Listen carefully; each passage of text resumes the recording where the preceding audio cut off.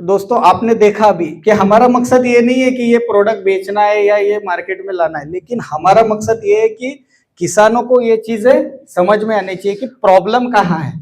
फिर अगर आपके पास अगर दूसरा सॉल्यूशन है तो आप उसको इस्तेमाल करके ये जीवाणु और केचुआ बढ़ा सकते हैं।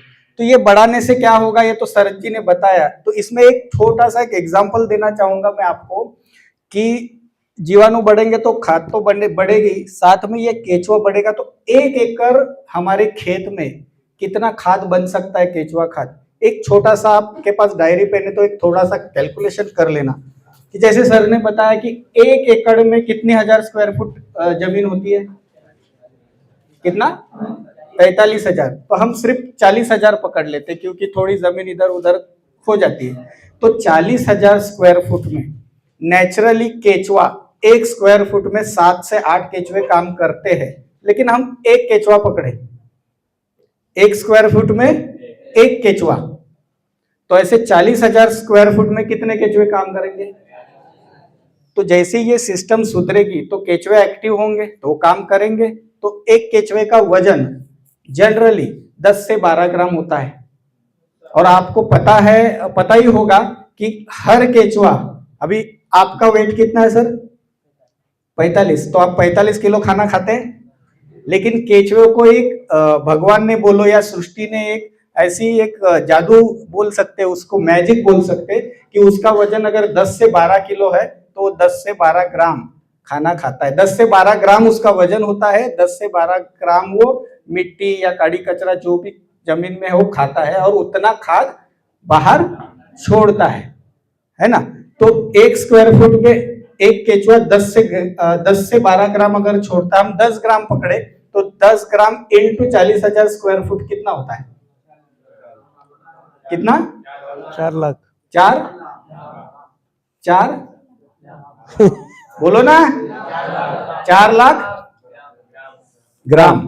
तो उसको 10 ग्राम इंटू 40,000 कितना 4 लाख ग्राम, मतलब 1,000 किलो से हम डिवाइड करें तो कितना हो जाएगा 400 किलो एक दिन का।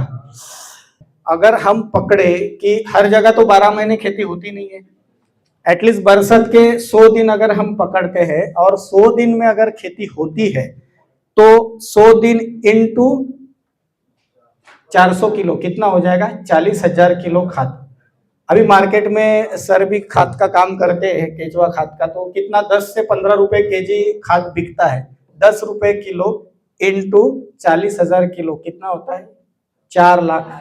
तो 100 दिन भी अगर खेती होती है और ये सिस्टम अगर सुधरता है और केचुआ अगर काम करता है और 40,000 केचुए आपके 1 एकड़ में अगर काम करते हैं तो 4 लाख का केचुआ खाद अगर 1 एकड़ में हो रहा है तो हमें बाहर से यूरिया डीएपी ये वो डालने की जरूरत है क्या, नहीं है ना। तो अगर आज एक कोई भी किसान 1 एकड़ में 4 लाख का खाद खरीद के डाल सकता है क्या, नहीं डाल सकता ना। तो इसे प्रकृति खेती बोलते हैं। अगर प्रकृति सही हुई तो 4 लाख का केचुआ खाद हमारे 1 एकड़ में तैयार हो रहा है। तो ऐसी खेती करनी चाहिए या नहीं करनी चाहिए, फ्री में मिल रहा है ना।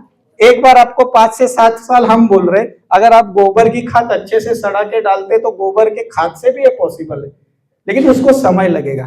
तो वो हिसाब से अगर ये आप डेवलप करते हो और सिर्फ बरसात में खेती होती है तो 4 लाख का गोबर खाद जगह पे तैयार हो जाएगा। जहां 2 बार होती है वहां 7 से 8 लाख का होता है। 10 लाख का खाद साल भर में भी हो सकता है जहां 12 महीने खेती होती है। तो इसी तरह है कि ये पूरा समझ के आप इस पे इम्प्लीमेंट करें और खुद के खेत में ही खाद का कारखाना शुरू कीजिए। थैंक यू, धन्यवाद।